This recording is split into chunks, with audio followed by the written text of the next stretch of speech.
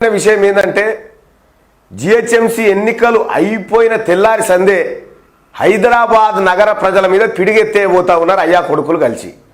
అసలు ఈ ఎల్ఆర్ఎస్ ఏంది, బీఆర్ఎస్ ఏంది?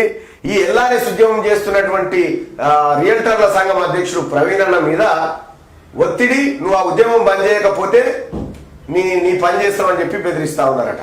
అసలు ఈ బీఆర్ఎస్ ఏంది, ఏం చేయబోతా ఉన్నారు ప్రవీణ్ అన్న మాటలు ఒకసారి విందాం. అన్న please welcome to Q news. ఏందన్నా ఈ బీఆర్ఎస్ ఏంది, ఏం చేయబోతా ఉన్నారు?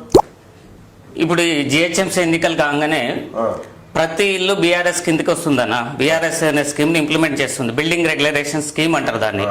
అంటే సిటీలో ఉన్న ప్రతి బిల్డింగ్ నిబంధనల ప్రకారం కన్స్ట్రక్షన్ జరగదు కాబట్టి, పర్మిషన్స్ ఇచ్చిన ప్రకారం కన్స్ట్రక్షన్ జరగదు కాబట్టి ఖచ్చితంగా ఇది బీఆర్ఎస్ కిందకి తీసుకొచ్చి ఎల్ఆర్ఎస్ కంటే ఎక్కువ ఛార్జెస్ వసూలు చేస్తారు. అంటే ఈ సిటీలో ఉన్న ప్రతి ఇంటి వ్యక్తి కొన్ని లక్షల రూపాయలు బీఆర్ఎస్ చెల్లించాల్సి వస్తుంది. అది మరి ప్రజలకు ఎట్లా, మరి ఇదంతా తెలియదా? ప్రజలకు తెలియదు, నమ్ముతున్నారు. ఇప్పుడు ఎట్లయిపోయిందంటే కేసీఆర్ గారు దున్నపోతు ఈనింది అంటే ఈనిందని చెప్పాలి, నమ్మాలి. అదే కదా ఇప్పుడు అట్లా ఉంది. ఈనదు దున్నపోతు ఈనదని మనం చెప్తే మన మీద దాడులు. ఎందుకు బెదిరిస్తా ఉన్నారు? ఎల్ఆర్ఎస్ ఉద్యమం మానుకోవాలని చెప్పి నన్ను బెదిరిస్తున్నారట. నా పైన భౌతిక దాడులు చేస్తారట, నా ఆస్తుల పైన దాడులు చేస్తారట. నన్ను అనేక రకాలుగా ఒక ప్రముఖ వ్యక్తి ద్వారా కేటీఆర్ గారు నన్ను బెదిరిస్తున్నారు. నా ప్రాణం పోయినా పర్లేదు, నాకు ఎలాంటి నష్టం జరిగినా పర్లేదు, నేను ప్రజల కోసం ఉద్యమం చేస్తాను, ఖచ్చితంగా చేస్తాను. నువ్వు ఎల్ఆర్ఎస్ ఛార్జెస్ తగ్గించాల్సిందే, ఎల్ఆర్ఎస్ లేని ప్లాట్లను నువ్వు రిజిస్ట్రేషన్ చేయాల్సిందే, చేసేదాకా మేము వ్యతిరేకంగా పనిచేస్తాం.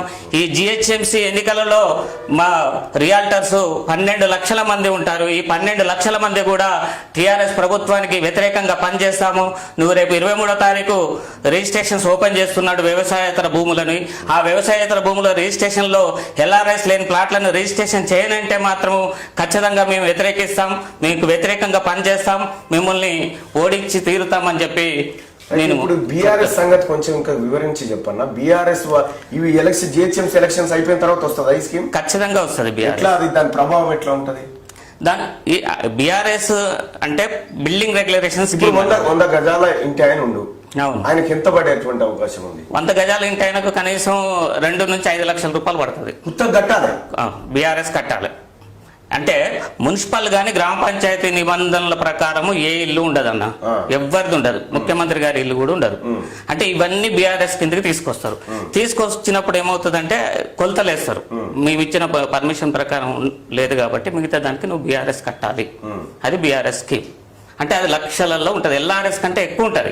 ఇప్పుడు ఎల్ఆర్ఎస్ బాధితులు 26 లక్షల మంది ఆల్రెడీ అప్లై చేసుకున్నారు ప్రభుత్వానికి. అంటే ఇంకా 26 లక్షల మంది ఇంకా అప్లై చేసుకోలేదు, వాళ్ళ సంగతి ఏందో కూడా తెలియదు. 26 లక్షల మంది అప్లై చేసుకుంటే ఎంత ఆదాయం వచ్చింది రాష్ట్ర ప్రభుత్వానికి? కనీసం ఒక 30,000 కోట్ల రూపాయలు ఎల్ఆర్ఎస్ రూపాయన గవర్నమెంట్ కు కలెక్షన్ అవుతుంది. 30,000 కోట్లు. ఇది బీఆర్ఎస్ వస్తే ఎంత అవుతుంది? 1,00,000 కోట్లు దాటుతుంది అన్న సిటీల్ని. అంటే 1,00,000 కోట్లు సిటీ ప్రజల దగ్గర గుంజుతున్నారు. సో ఇది అత్యంత ప్రమాదకరం కదా, చాలా దారుణం. అసలు ఈ జిహెచ్ఎంసీ పరిధిలో ఉన్నటువంటి ప్రతి ఇంటి ఓనరు ఇది గమనించాలి. ఇది నిజము.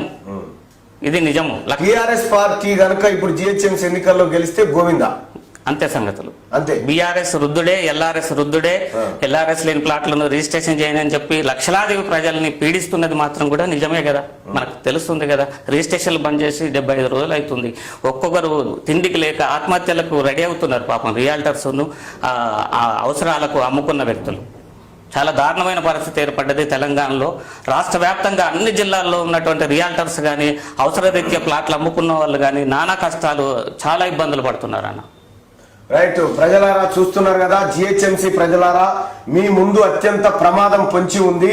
కేసీఆర్ ఎల్ఆర్ఎస్ అయిపోగానే ఈ ఎన్నికల తర్వాత బీఆర్ఎస్ స్కీమ్ తీసుకురాబోతా ఉన్నాడు అని చెప్పి రియల్టర్ల సంఘం రాష్ట్ర అధ్యక్షుడు ప్రవీణ్ అన్న చెప్తా ఉన్నాడు. ప్రవీణ్ అన్న ఈ ఉద్యమం చేస్తా ఉంటే, ప్రజల మీద భారం వేయొద్దని చేస్తా ఉంటే ఆయనను బెదిరించి భౌతిక దాడులు చేస్తామని చెప్పి కేటీఆర్ తన అనుచరులతో హెచ్చరిస్తా ఉన్నాడట. కేటీఆర్ నువ్వు కిందేసి రాసుకున్నా ప్రవీణ్ అన్నను ఏం చేయలేవు, ఆయనకు క్యూ న్యూస్ అండగా ఉంటది, తెలంగాణ ప్రజానికం అంతా అండగా ఉంటది, డోంట్ వరీ. కానీ ఒక మాట చెప్తున్నా, హైదరాబాద్ జిహెచ్ఎంసీ పరిధిలో ఉన్న ప్రజలారా, దయచేసి టిఆర్ఎస్ పార్టీకి ఎన్నికల్లో ఓటేసిరనుకో బీఆర్ఎస్ అనే స్కీమ్ వస్తుంది, బిల్డింగ్ రెగ్యులరైజేషన్ స్కీమ్ అని వస్తుంది.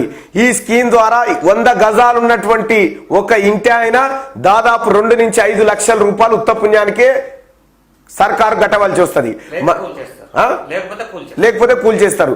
ఇది కావన్నా, ఈ కూల్చేటువంటి రాబోయే మన మీద పిడిగేస్తున్నటువంటి టిఆర్ఎస్ కావన్నా, లేకపోతే మన మీద మనం సేఫ్ గా ఎప్పట్లెక్క బ్రతకాలనుకుంటే టిఆర్ఎస్ ను బొందబెట్టాలన్నా మీరే ఆలోచించుకోండి.